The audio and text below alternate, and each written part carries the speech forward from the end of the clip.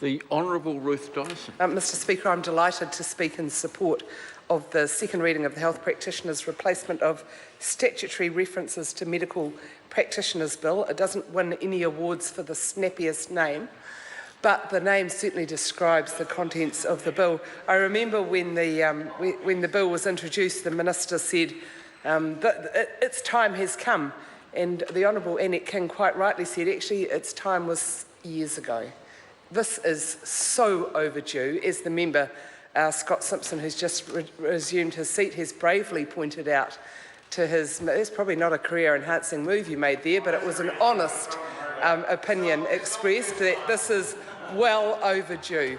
So, Mr Speaker, we're supporting it because it certainly means now that a lot of the legislation that needs to change to recognise the increased qualifications, the competency and the ability of other practitioners to perform tasks will keep up with the reality.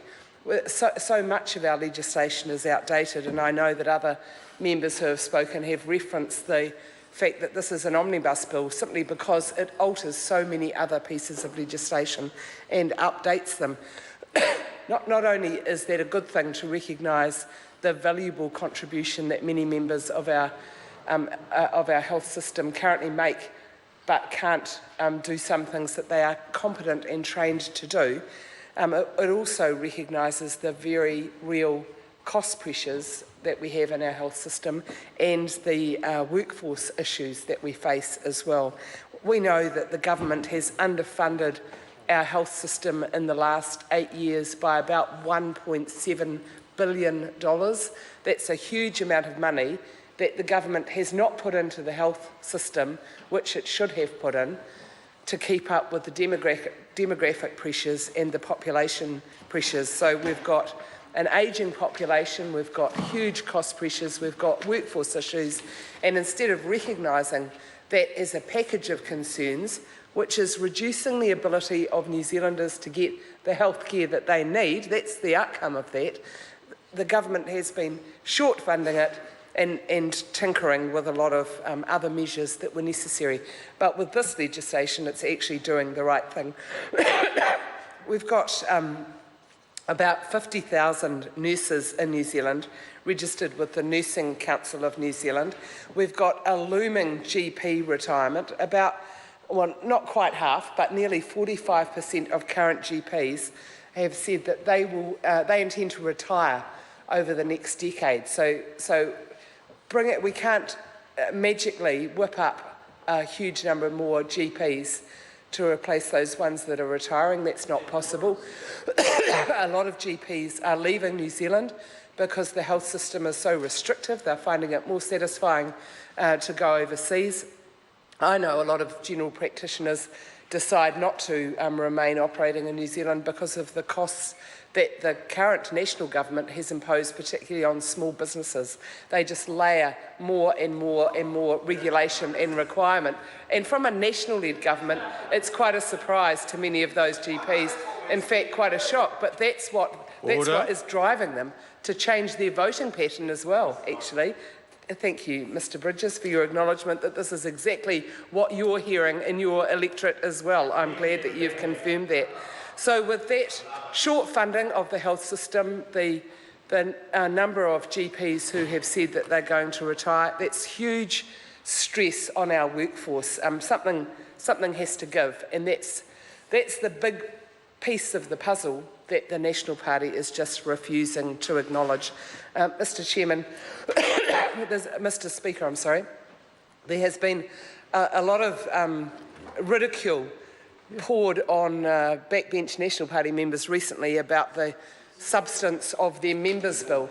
And I want to just say that this Health Practitioners Replacement of Statutory References to Medical Practitioners Bill was actually the subject of a members' bill that I drew up some time ago. It was never drawn. I've replaced it because I've changed portfolios and I always have members' bills that are relevant to my portfolios. But I became very familiar with some of the stupidity of our existing legislation and how important it was to recognise that you don't actually need a doctor to sign a death certificate. You don't need a doctor to sign a medical certificate for child, youth and family. There are a whole range of things that other people in the health system can do, but the legislation restricted them from doing it. So this is moving the legislation in keeping with the changes that have been driven not only in terms of competency, but also in terms of qualification.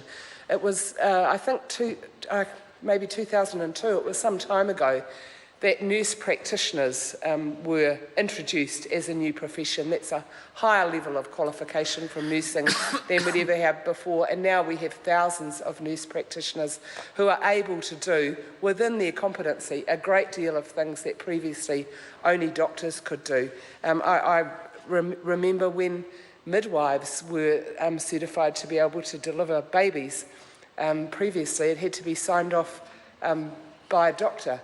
A ridiculous situation, and as Kevin Haig pointed out, it was often just the form filling that the doctor did, whereas the actual work had been done by a nurse, but somebody had to sign it off according to the law. And of course, who got the money for it? The person who signed off the form, which was pretty outrageous. So this is making the health system more fit for purpose. It will give it greater sustainability because of the need to have more people practising where there currently aren't, but also the fact that so many of our doctors are retiring. It does need the government to come to the party in the end and start funding our health system in a way that recognises the health inflation costs, the demographic changes and the population growth. $1.7 billion of underfunding in our current health system, Mr Speaker. That's not a way that our health system can thrive and grow. No wonder we have so many people who aren't able to get their specialist assessments when they need them. We have people, I've seen it in the media myself, as well as having constituents come to my office, people who are in a lot of pain, who need surgery, who aren't able to get a referral from their GP and then get in to see a specialist and get that surgery. I saw a case recently in the press where a woman had mortgaged her house in order to get a shoulder operation because she couldn't get that operation in the public system. In New Zealand in 2016, those sorts of occurrences are just a disgrace. So I would be very happy if we could have not just a debate on this improvement, and improvement it is, but also a proper debate on how we can ensure that the health system in New Zealand is funded and supported to deliver the level of health care that New Zealanders need. I don't think that's asking for too much. We've had it in the past, and it's really only through the miserly behaviour of Bill English, shocking because he was a former Minister of Health himself, actually, that we've seen not enough money going into the coffers. In the end, a system will work despite what governments do because of the nature of the people. We are so lucky in New Zealand to have right throughout our health system amazingly dedicated, passionate people. They will keep our health system going, but there's only so much they can do without the support from central government that they're clearly not getting at the moment.